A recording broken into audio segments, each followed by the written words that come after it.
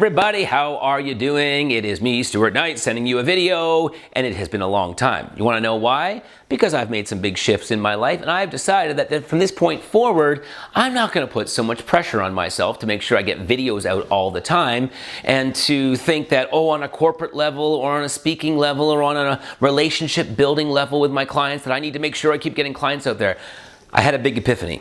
And I realized that that was putting too much pressure on my shoulders. And then from this point forward, I just want to do videos when it feels absolutely right. I mean, for the most part, I've done that, but I really want it to be a time when it just feels completely right to me. So here we go.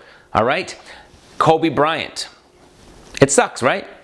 I mean, it totally sucks. I was a big fan of his. How can you not be? I've played basketball throughout my life, and I even shed a tear over his death. I'll never forget a few weeks ago I was watching a video, and you see all these videos that are out there, and I saw just this one moment where he was on the sideline and he was giving his daughter, the one that unfortunately passed away as well, a kiss on the lips, and it just instantly just caused tears to come rolling down my face. I actually sat at my desk sobbing, and I think that's partially influenced by the fact that I have my own daughter, and I can't help but relate to what he was going through from that perspective of just the sadness of losing a child. Even though he still lost his life, it's still the saddest thing for a parent to ever go through.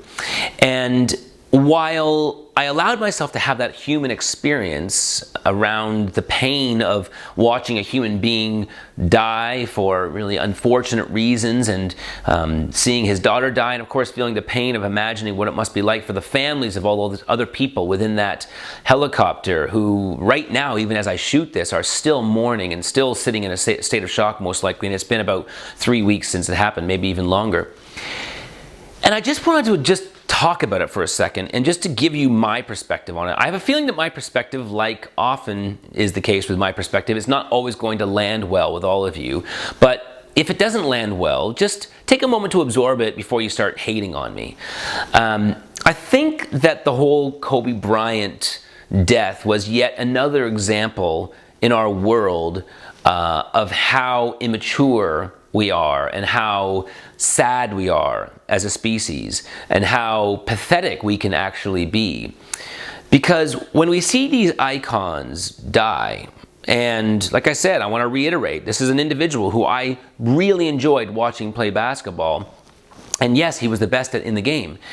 But when we see these people die, and all of a sudden we stop what we're doing, and we start now embracing strangers, and we start taking time to buy their books and to read about those individuals, and we start creating great big memorials, and we start actually donating money to certain charities that person cared about, or to the families of those individuals that were in the helicopter, and on and on and on. We basically dedicate time and energy and resources to the death of that icon, and yet we don't do it anywhere else in our lives, or very rarely do we do it in other areas of our lives. Very rarely does the death of a child in Syria get you to stop and have a conversation with one of your colleagues at the water cooler.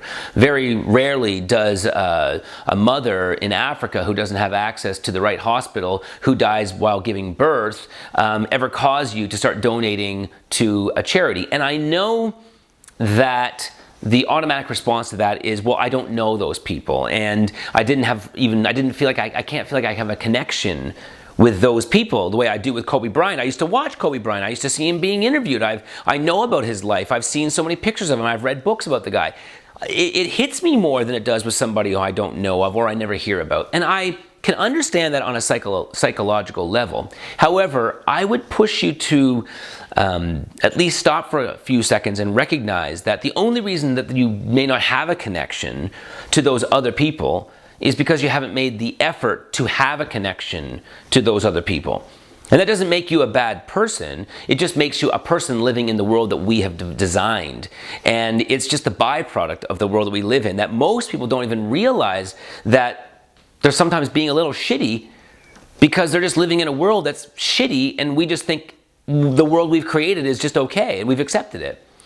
And so when we see someone like Kobe Bryant dying, we've managed to make it mean more than the kid in Syria, or the woman who's giving birth in Africa, or the kid who gets caught up in gang violence in Los Angeles and just got shot yesterday.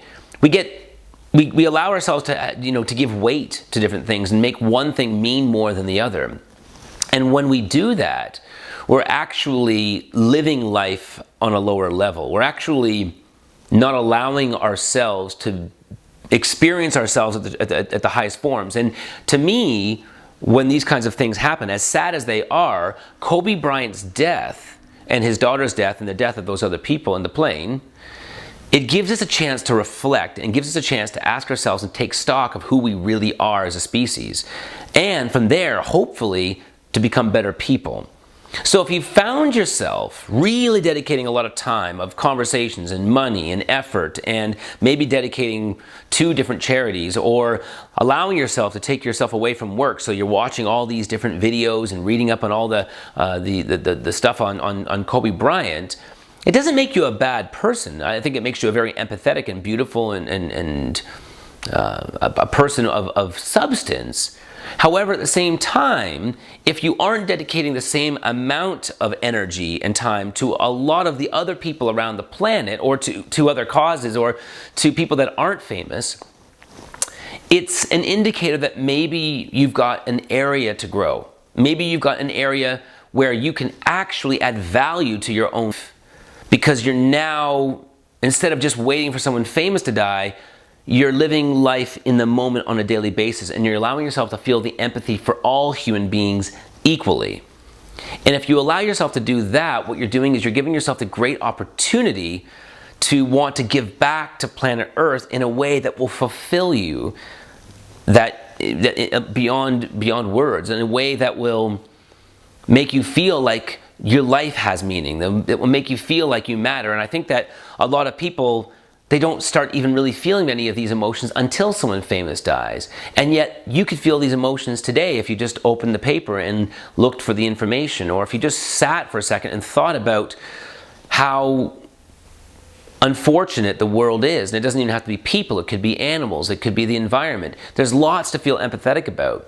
And if we all throw this outpouring of empathy towards Kobe Bryant and to his daughter and to the fairy tale life that he used to live, all we're doing is really making ourselves pathetic on some level, in my opinion. You don't have to agree with me, but in my opinion, I think that we're missing out on the opportunity to feel on such a deep level for so much more, and we shouldn't need a moment like Kobe Bryant's death to get us there. I genuinely feel horrible for his wife and for his other children. I feel horrible for his friends, but no more horrible than I do for the people that died while I was shooting this video. I feel no more horrible for Kobe Bryant, an individual who managed to travel the world and get paid millions of dollars doing the thing he loved and being introduced to all kinds of incredible people and having incredible experiences. I feel no more sadness for his death than I do for the individual just now who would have for sure died of AIDS in Africa. Like, I just look up the statistics. I don't even have to look. In the time that it shot me this video, I bet you at least one person has died from AIDS.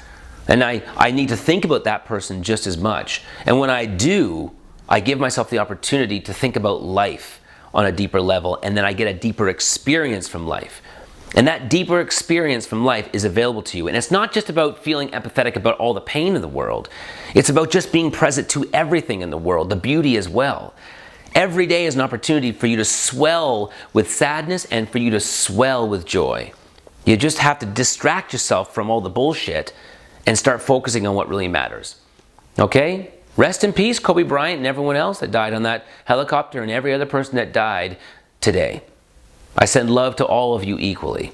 I hope that this video gives you something to at least pause about and to recognize whether or not you are one of those individuals who got caught up in the Kobe madness and the Kobe excitement or the Kobe, I don't know, memories, and whether or not you're living a life where it's those kinds of things that are constantly distracting you, and in the process, missing out on what life really is all about. Anyways, I send this with love, and I'll speak to you soon. Bye-bye. Thanks for checking out that video, my friend. I've got one more over here for you. And don't forget to subscribe to my YouTube channel. And next to that, you can also subscribe to my weekly newsletter. If you do, you get a free gift. How cool is that? And last but not least, please make sure that you share this with other people. Together, we can change the world. All right, thanks. Bye-bye.